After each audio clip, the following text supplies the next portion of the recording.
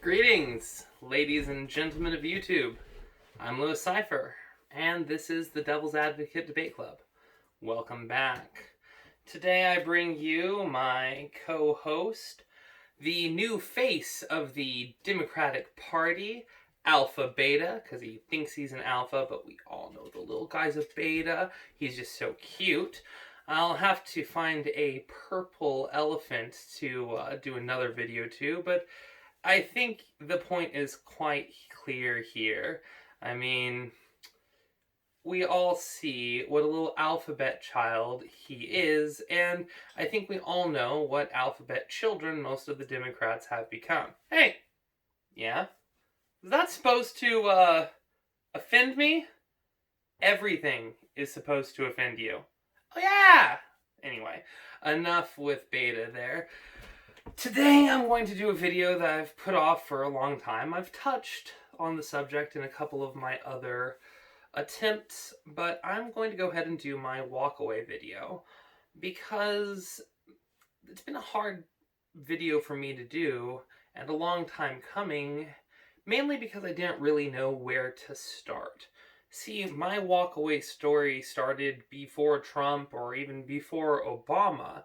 I've been an independent most of my life, not so much a Democrat, so I don't know so much if it counts, but I'd always supported Democrats and the left and viewed Republicans basically as evil and was a Democrat in everything but name. There had always just been a few reservations I'd had that had kept me from dedicating myself to any party affiliation.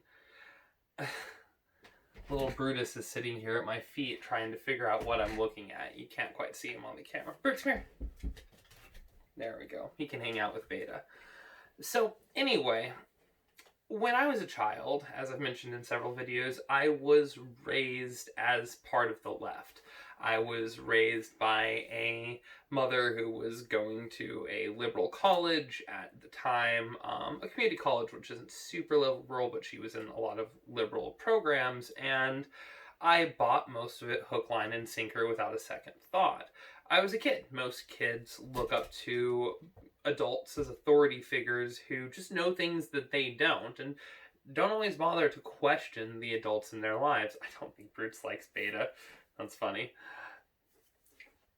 And I did. I asked lots and lots of questions. I was the kid who would not shut up with the questions. And this was encouraged when I was young until my parents got tired of it, and then not so much. So, some of the earliest questions that I suppose started shying me away from the left were things that at the time weren't considered to be political, but now are. One of the earliest questions I asked my mother was why men and women had separate bathrooms if we were all generally supposed to be treated equally. Like, what was the difference? And I was a child, so she couldn't or wouldn't go into the complexities of the issue with me at the time. The response she gave, which was, laughable, and I'm sure was not a serious response, was that women didn't want guys watching them go pee. And I'm like, well, there are gay guys out there, and neither do I. These days, I don't care who watches me pee. I mean, why would you want to?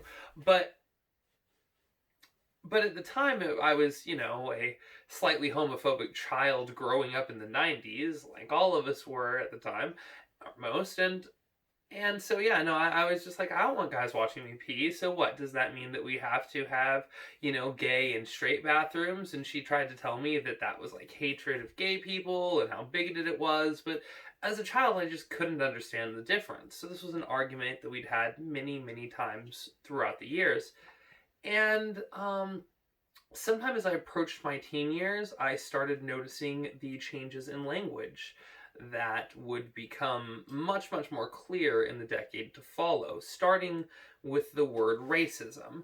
Now, I had been taught the dictionary definition growing up of racism, that it is, to paraphrase, if not quote, the belief that one is superior or inferior to another based on the color of skin, especially belief that one's own race is superior, but not necessarily so.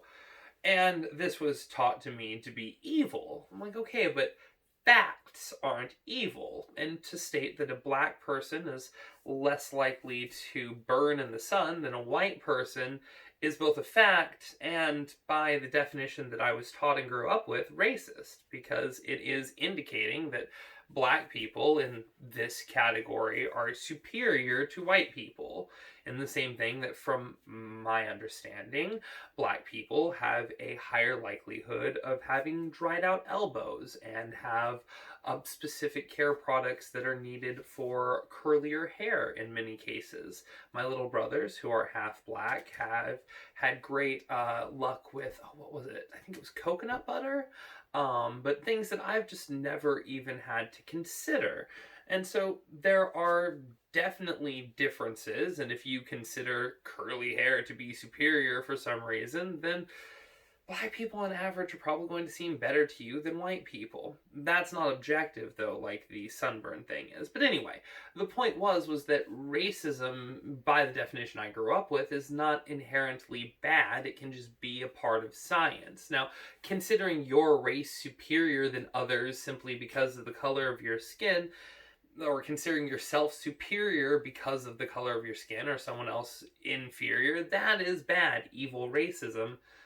But that's not the definition of the word. That is one type of racism. It's not everything that is entailed within the possibilities of a rather diverse word that they, even back in the 90s, were already starting to destroy the definition of in colleges and universities. And as my mom was going to college at the time, I started picking up on it early on and got into many arguments with her and other left-leaning individuals about racism. It was around that time that I started very firmly considering myself to be an independent as opposed to a Democrat. See, in second grade, we were all asked to vote in the Clinton election, and I voted for Clinton because he had more smiles, and the principal had promised to vote for whoever the kids voted for, and Clinton won in a landslide, and then we were all happy when he won, and I got to stay up and watch the election. It was the first time I got to stay up to midnight. So my parents, my mom specifically, did a lot to get me politically involved and interested at an early age, and then I think regretted it when I started questioning the things that she was telling me was true. The next step away from the left for me, now solidly as an independent, but still one who didn't think I could ever support a Republican and saw them as evil religious bigots who are going to hook up, shockers to the nuts of my gay friends.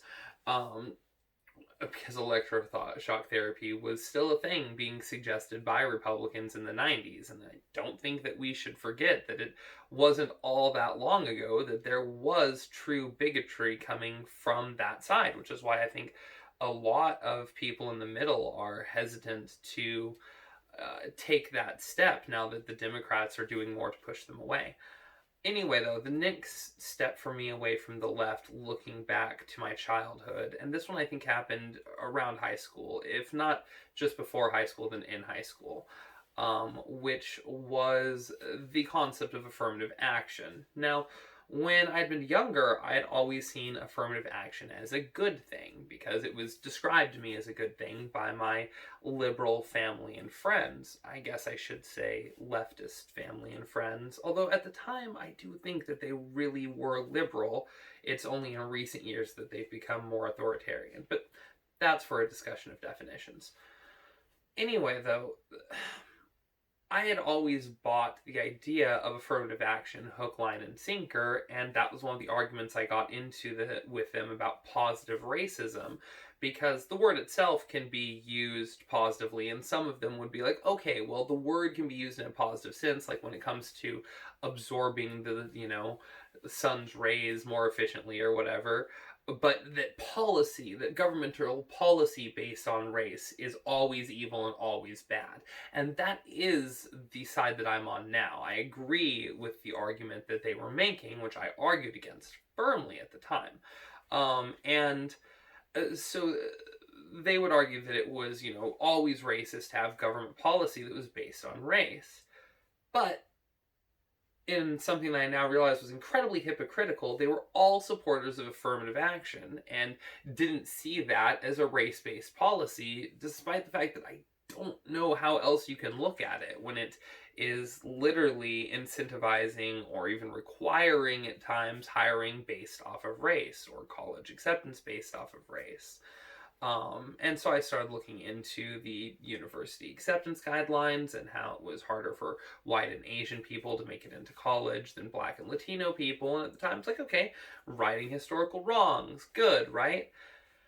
Well, enough time passed in the 2000s as I approached high school, I started looking into the results of a lot of these affirmative action campaigns that had been done, and they were really quite horrifying because aside from the fact that some universities were simply just making it easier for people of color, except for Asians, to be accepted into their universities than everybody else, it was also that there were more grants and scholarships available to people specifically of color or to women compared to men. And basically, universities were doing everything they could to make it harder for white and Asian men to get into colleges and easier for everyone else, especially black women. And so black people is where the impact is the most visible because they were the ones who had, well, the most affirmative action directed towards them.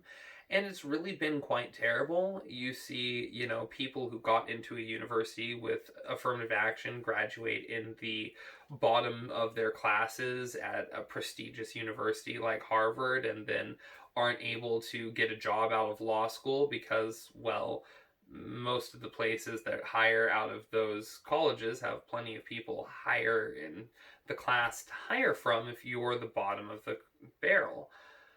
So if there wasn't affirmative action and everyone had to fight equally to get into colleges, someone who would have gotten into Harvard with affirmative action would instead end up in a middling university, a slightly less prestigious, less expensive, easier to get into law school, and would end up higher, hopefully towards the mid or even top of their class at any other school, giving them more employment opportunities than if affirmative action allows them to get into a school where they just can't keep up with the competition, especially the Asian competition that actually had to work harder than everyone else to be there.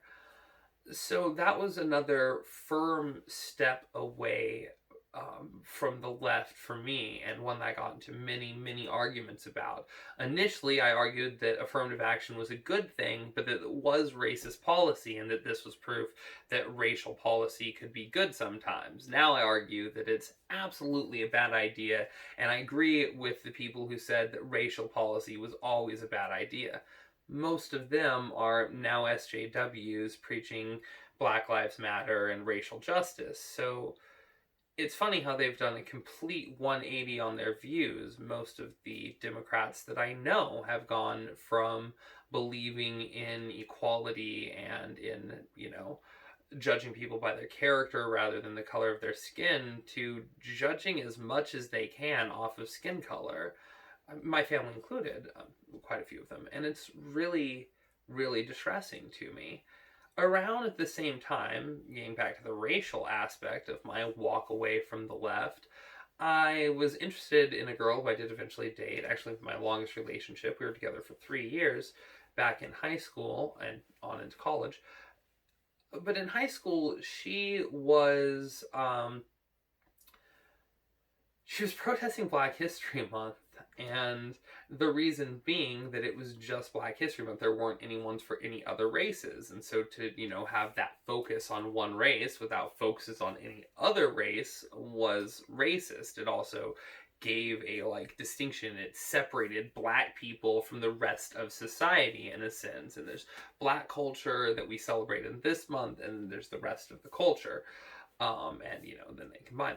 But her anger with it came from her little sister, who was I don't know, what, in preschool or kindergarten at the time, so real young, who came home one day and asked Mommy, what's a black kid? Because there was only one black kid in their class, and in Black History Month, he'd gone up and done a presentation on African heritage, or at least the teacher had asked him to. From what I understand, he didn't really have any. He was like a fourth generation American, and it was like, my family has grown up in America, we all love this country, and yeah, it didn't really have anything to say about his African heritage because, well, he isn't an African unless you go back hundreds of years. He's been an American and his family's been an American for years. So trying to create this separation was creating a distinction. None of the other kids, or at least my ex's sister, had never thought of him any differently, had never treated him any differently, hadn't thought of him as the black kid until Black History Month, when she had to come home and ask, what's a black kid? And her mom, of course, explained, well, they're just kids like everyone else, and, you know, explained that in different climates people have different needs, and so their skin has adjusted.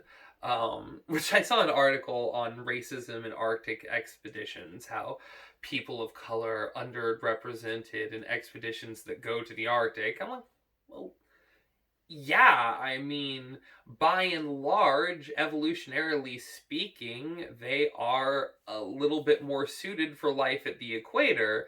And while no one is particularly well suited for life in the Arctic, it's a little bit closer to Northern Europeans than it is to most of Africa. It doesn't feel like it should have to be said that it might actually just be understandable and even natural for people who adapted for colder climates to be more interested in exploring colder climates. I don't understand the racism there. It is acknowledging that there are physical distinctions and differences between people, sometimes based on the level of melanin in their skin. This goes so far beyond color that trying to break it down into black and white terms, so to speak, is just abjectly ridiculous, but it is certainly just a fact of life that we have to live with. And so I'd never thought about Black History Month that way, or the separation that it caused, but she made some really good points, and while I might have some nasty things to say about that ex and a lot of the people around her now, overall it was a very important step in my walk-away journey, and so I should definitely thank her for it. Thank you if you ever see this video.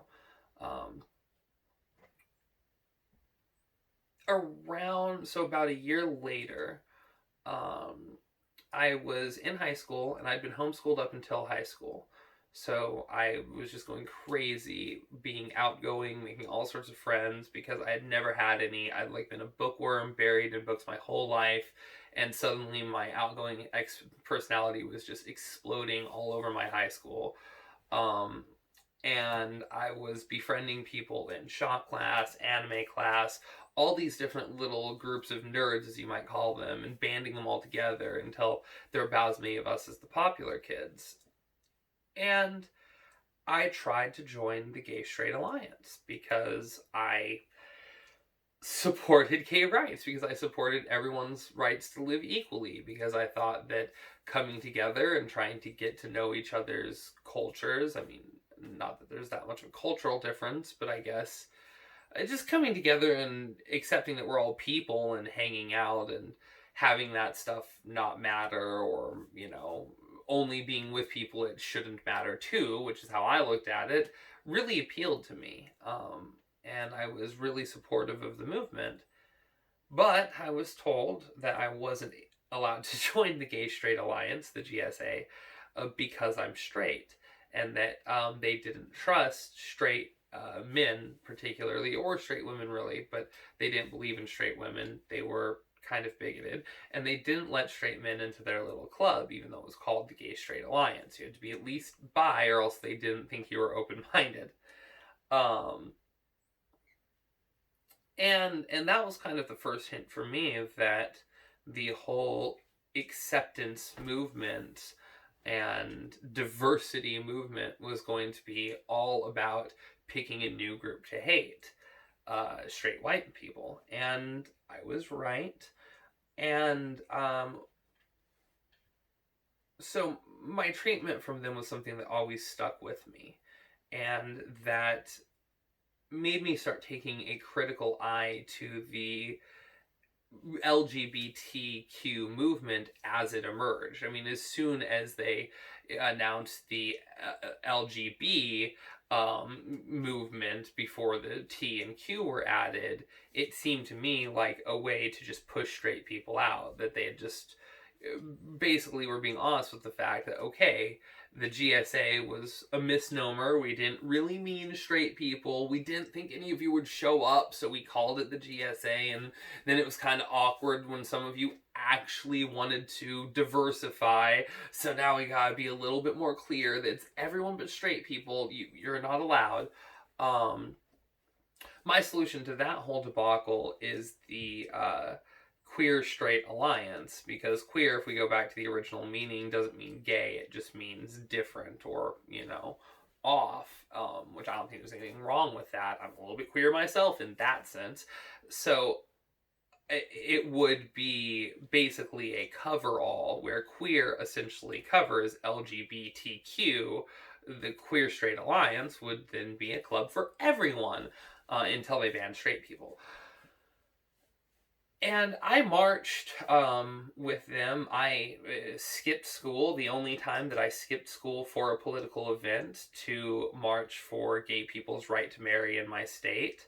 And when the person who had, put the march together and was out there with the sign leading the cry got a sore throat, because I was about the loudest, tallest person there, I took the sign and led the chant for a while, surrounded almost entirely by people who were in the GSA, a club that hadn't allowed me in it. So even though I, by that point in high school, because this was junior, senior year, I think it was junior year, despised most of the people that I was marching with, that club and what they stood for, I still thought that they had the right to get married. It was still something that I believed in, so I could still put my personal differences with them aside to go out and stand up for my morals, which is something that I think most of the left has lost the ability to do.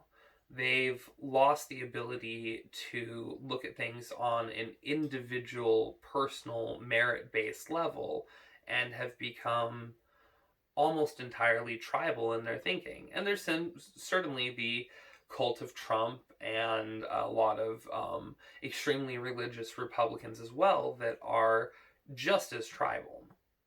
But I think that where individualists tended to drift to the middle for most of my lifetime, and indeed most of the history of the country, we're now seeing a period of time where these little guys here are nice little alphabet rainbow friends, are chasing the individual thinkers and the individualists away from the Democrats.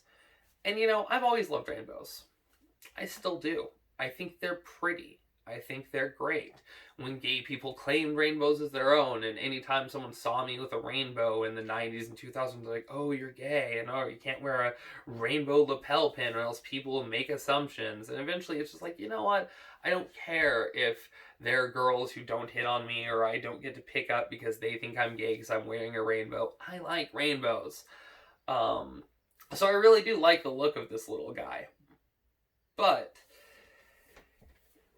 he is a metaphor for all of the worst changes that have come across the Democratic Party that have been slowly happening since, I think, the 20s, and rapidly happening since social media and the internet hit the mainstream. It's accelerated the process of what I'm going to call emotion-based thinking over logic-based thinking.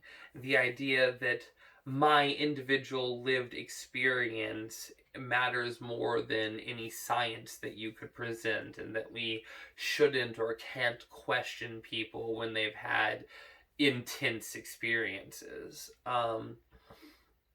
I think that is emotion-based thinking, and that it has taken over a lot of the party, and that it's hard to find a better representation of it than a rainbow donkey that I came across in a thrift shop.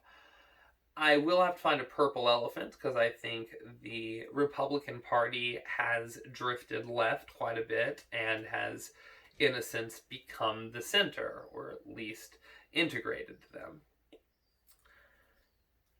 So there's all kinds of reasons why I have been walking or slowly trudging away from the left for years and years and years. And after high school, I just became politically exhausted.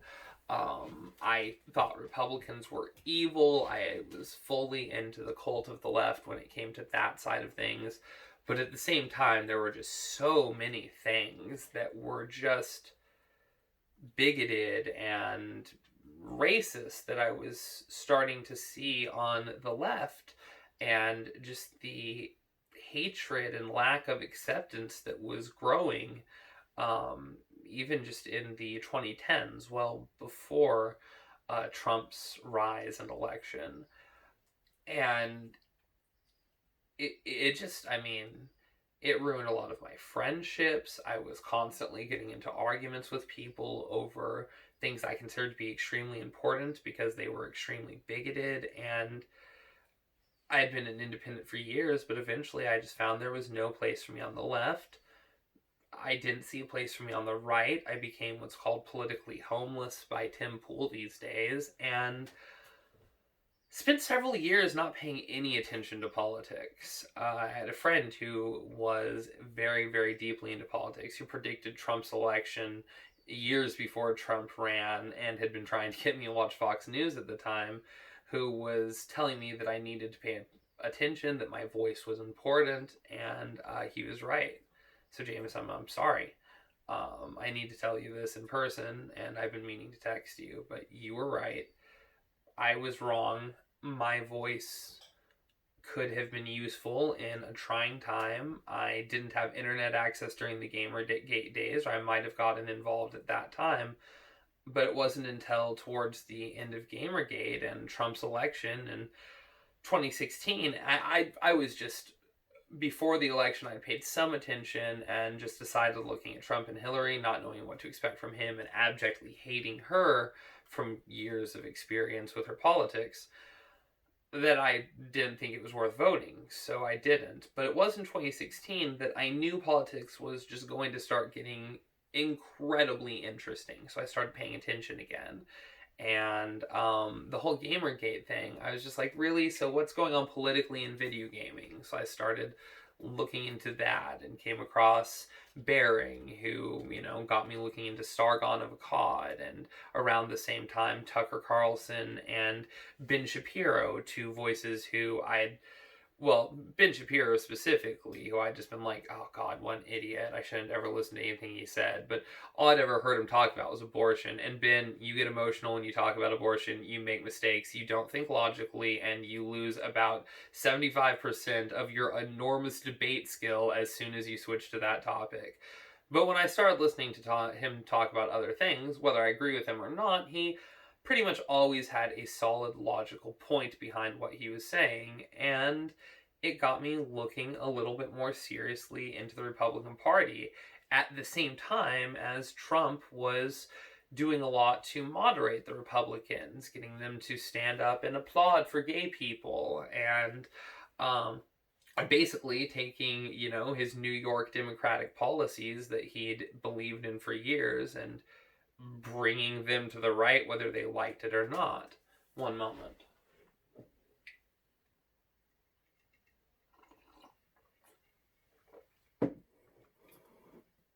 So that's where my walkaway story starts to conjoin with other people's.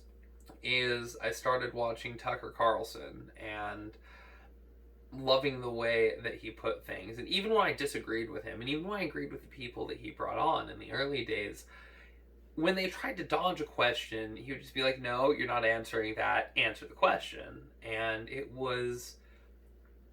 felt like real journalism in a way I hadn't seen in a long time, whereas people had just been able to get away with dodging questions and then been asked something else by the journalist, or maybe be pushed back on once and then, okay, it's clear they're not going to answer. Tucker would happily, spend an entire interview trying to get an answer to one question if whoever he was talking to just refused to answer. Then he had Avedati on, or however you say that guy's name, the creepy porn lawyer, and maybe took things a little bit far, but to a point that was definitely humorous. So that got me looking more into, the memes that the right was putting out, and the fact that the defense of free speech, I'd grown up with being on the left, because it was always Republican conservatives talking about purity who were fighting against free speech and the left fighting for it. And suddenly that had shifted, where the Republicans were like, okay, well, we'll just practice our religions at home, and you live your life in liberty and say what you want outside of that. And so suddenly the parties flipped on a bunch of issues that were important to me. Suddenly we have, the anti-war advocate who's actually taking steps to get troops out of the Middle East is the Republican president, after the Democratic president got us into another war and put a bunch more troops there. And so all of a sudden, all these things had matched up with my values for years, which were not Republican values a lot of the time. They were more, libertarian or democratic in some cases, were all kind of hoovered up by the Republican Party as the left just shedded them off like scales and, approached authoritarian fascism at an alarming rate. And so that's where I really, I had already walked away from the Democratic Party, I guess, before most people's walk-away stories started. I'd been out of politics for years and not paying any attention because of the problems that I saw with the left, and because I'd been raised to believe that the right was evil. So as soon as I started seeing signs that the right wasn't evil, and seeing that that was where humor and free speech and liberty and diversity of thought had gone, it was a pretty easy step for me to make. I was only that last step away, so becoming a full supporter of the Republicans wasn't that hard to do. Becoming a full supporter of Trump was a little bit harder, but that's a story for another day. I also, to just kind of wrap this whole walk away thing up, I joined Twitter. And I joined Twitter even though I hated the site and had no respect for the posting limit and a lot of other things about it. I knew that there was a certain type of echo chamber where there were people who are on Twitter who aren't on the other social media sites, who are preaching a very specific type of racism drawn from books like White Fragility, and calling it intersectionality or critical race theory when it is literal old school KKK racism, just full blown. There are many videos on the subject, and we can go over it in another one. And so I wanted to really know how these people thought, because at that point I was still kind of on the fence. I was still convinced that there was a lot of evil on both sides, and there is, but I mean, basically close to equal, and I was looking for a tipping point. And so I joined Twitter to really understand what the progressive left was thinking, because I saw that that was where the party was moving. I saw that the politicians and the reporters were taking their cues from Twitter, and that even though a small percentage of the population uses it, that was going to be formative of the Democratic Party in the next decade. And what I found there horrified and disgusted me. I found open bigotry against white people all over the site. And people try and say that Twitter bans conservatives more than Democrats and, is uneven in their rules. That might be true. However, a lot of it is that Republicans, since they're not part of this whole cancel culture craze and support free speech, don't tend to report people for things that they say on Twitter. See, I have for the last couple of years been reporting every everything anyone says that I see that's a violation of the terms of service, whether I like them or not, and no matter who it's against. And what I found is that Twitter will happily block people, suspend, and even delete accounts for racism against white people. If you go hashtag white fragility, just start scrolling through the tweets, finding things that are talking about hating white people or what's wrong with white people, and you will. Lots of them. If you report them, action gets taken against them. Reporting a single tweet isn't usually enough for a suspension. If you do a 5-tweet run, which is the most you can report at one time, if all 5 are reportable tweets, that's almost always a hard strike. You do that 3 times with 15 tweets and the person's gone from the site. I've gotten hundreds, if not thousands, of people banned from Twitter at this point. Not because I wanted to get them banned or because I like cancel culture, but because I wanted to see how Twitter was enforcing their rules, and there's no other real way to do it than to apply them. And if you signed up for a site and agreed to the terms of service, you should probably follow them. I do, which is why even though there have been a couple of mass reporting campaigns against me, I've never had a strike on my account. Because I know the rules and I follow them. But believe it or not, Twitter will actually enforce them until your account has about 20,000 followers, after which point they're very, very selective. But for normal, average, everyday accounts and people, they will, even against the left. The right just doesn't report them. And so I just saw this vile, toxic culture of hatred. I saw people banding together, forming groups, and doing everything in their power to get people fired, removed from their jobs, get their children removed from them, and to destroy their lives for breaking rules about racial culture or sexual preference culture that had been made up within the last 5 years and that most people had never heard of.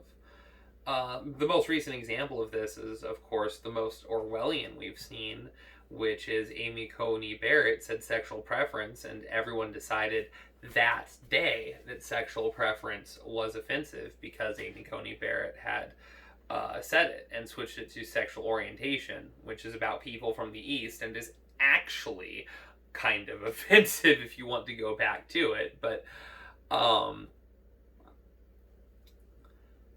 they changed the dictionary that day. They actually changed the dictionary term for sexual preference online and updated it to a new meaning so that what she said would retroactively be offensive. But you can go back and find a lot of the same people who are saying it's offensive using the term themselves only weeks, months, or in some cases days before the culture decided that it was offensive. Because it's not really that any of them think that sexual preference is offensive. They just need a bludgeon to hit Amy Coney Barrett over the head with, and they're like, aha, we've got her. And that is the whole point of the changing of language that the left has been doing, which is one of the most destructive possible things that we could do to our culture. And so I saw all of this on Twitter. I saw people destroying each other's lives by changing the meaning of words just the way we were warned of in 1984, and then purging the wrong thinkers who are only wrong thinkers by new definitions that we came up with on the spot so that we had an excuse to purge them. And I don't want to be a part of that culture. I don't want to put any energy or support into the side that I see that coming from. And it's not everyone on the left, and there are people who speak out against it, but they're the ones supporting it, they're the ones allowing it, and by and large, they're the ones doing it. So I was going to continue being independent, but it basically decided to vote straight Republican ticket down the line as a slap in the face of the Democratic Party until they stopped being such horrible, bigoted, toxic racists going around ruining people's lives. The final step, my dive into right-wing Republicanism, and I mean not religious republicanism or what that necessarily means to everyone. I'm still voting pro-choice if the issue comes up, but I do believe that it should be a states' rights issue, so I've shifted on that a bit too. The final leap for that came with the riots, came with watching Portland, a city near and dear to my heart and my locality, burn for months on end with violence in the streets every night unchecked, with the mayor and the Democratic politicians literally stepping in to stop the police force from doing their jobs and releasing violent criminals back onto the streets over and over. Some of these people have been caught, half a dozen times with riot charges, multiple times with violent charges, and are just released without charges onto the street. Or released without prosecution, I should say. And it really seems like the Democratic politicians are doing everything they can to destroy that city. And I looked, just into a direct comparison of Democrat and Republican controlled areas in big cities across the country when it comes to economics and when it comes to your freedoms and your liberties, your right to say and do what you want. Liberty is a Republican value. Probably has been for a lot longer than I realized. And the libertarians might say that the Republicans don't go far enough, but I do believe there's a place for regulations, so I'm not a full-term libertarian, even though I'm probably closer to that than a lot of Republicans are. But what it comes down to is that the Democrats have become a psychotic, violent mob of emotional children who aren't making their decisions based on logic. They're making them based off of a racist cult mentality that's been laid down to them by the universities. And I can back all of that up with evidence, but you've probably seen it happening, and if you haven't, it's just not hard to find. So after my deep dive into the currents of the Republican River, I found myself surrounded by what I considered to be good people, liberty-minded, free-thinking, funny people. I watched Tim Pool's recent interview with Enrique Tarrio of the Proud Boys. I'd kind of been back and forth on them, thought they were more violent than I really supported, because they do go out looking for violence in self-defense in many cases. And from his description of what the Proud Boys are supposed to be, even if not every chapter lives up to that expectation, I do say that I now support the Proud Boys, at least as Enrique Tarrio envisions them, and he is their leader. And with the whole COVID thing, there are lots of things that can be said about the lockdowns, but in New York, we had known infected patients forced into nursing homes. And then in Michigan, we had known infected, violent, psychotic convicts released from prison and taken from prison and put into old folks' homes to infect and kill old people. I have a hard time saying it without screaming or breaking into tears, because it's hard for me to imagine something more evil that someone could do during a pandemic than take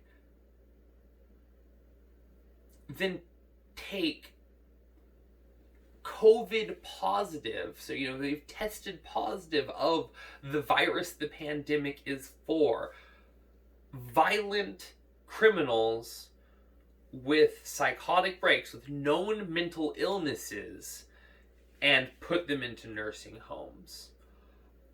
Until you're just taking out people and shooting them. I mean, if you shot everyone who tested positive of the virus. At least I could say you're trying to help stop the spread in a very misguided way. Like, you should never do it. It would be bad. It would be evil. It would kill more people. But I could understand where you're coming from. I would think that you were misguided, wrong, and violent, not just potentially evil.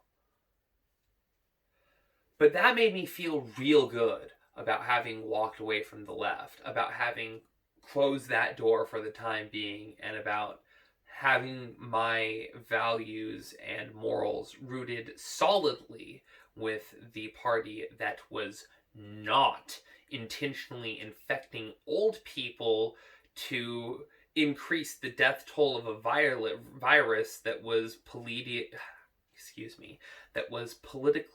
convenient for them. Because the worse COVID got, the worse things were for Trump.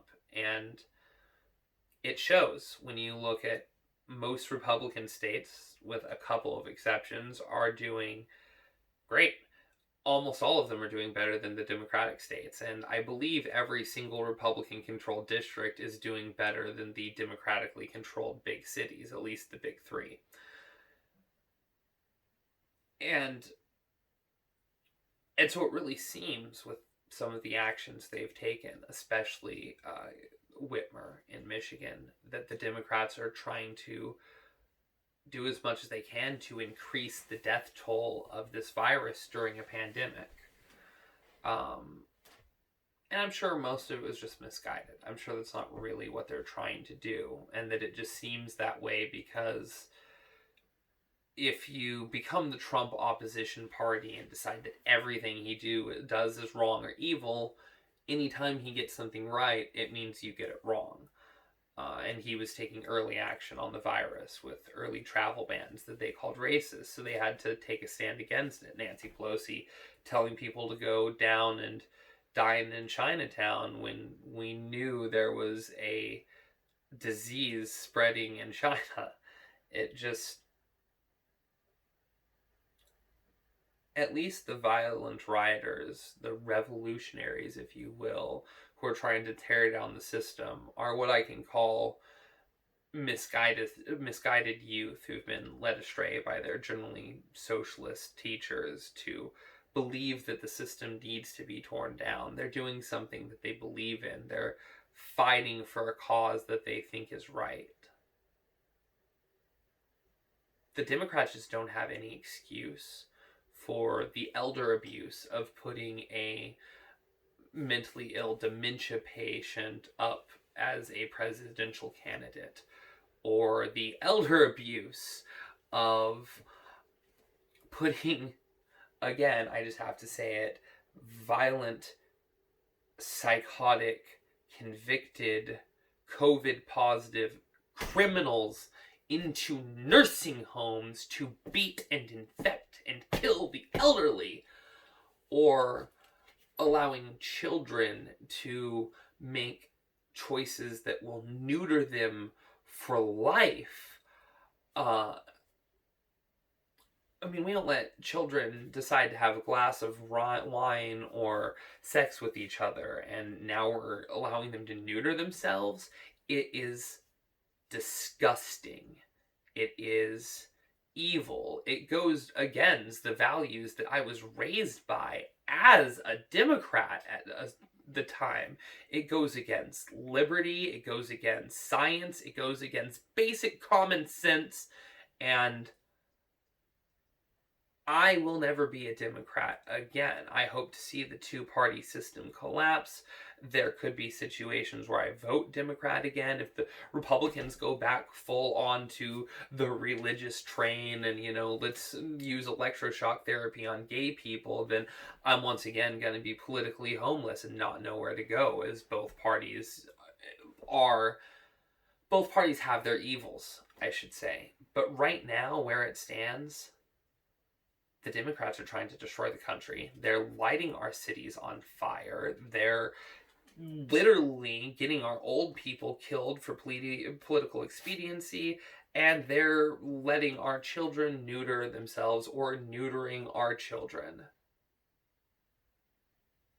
So yeah, not only did I walk away, not only have I been walking away for years, and have I walked so far away from the left that I've crossed that middle ground all the way over to the right.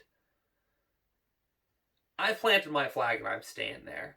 Or if I do move ground, it will be somewhere else. The Libertarians, to my own party that I hope to start in a few years, with values of liberty, similar to libertarianism, but without the authoritarianism that's crept into even that party recently. But it's not going to be the Democrats, because they've just gone too far. They probably need to be pulled apart. I mean, the socialists are doing that work for us. The mainstream Democrats and socialists are at each other's throats. Obama called it a circular firing squad, which was quite apt. And maybe it'll finally break the American two-party system. Maybe the Republicans will just be in control forever. Who knows? But not only can I not stand by or abide by what the Democrats are doing, I will do everything in my power to fight the violence in our streets, to fight the radical racism being taught in our universities, and to fight the irreparable damage being done to a generation of our children.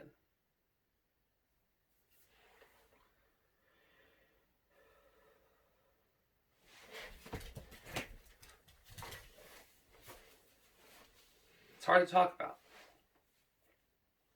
but that's just my opinion. Let me know what you think in the comments below.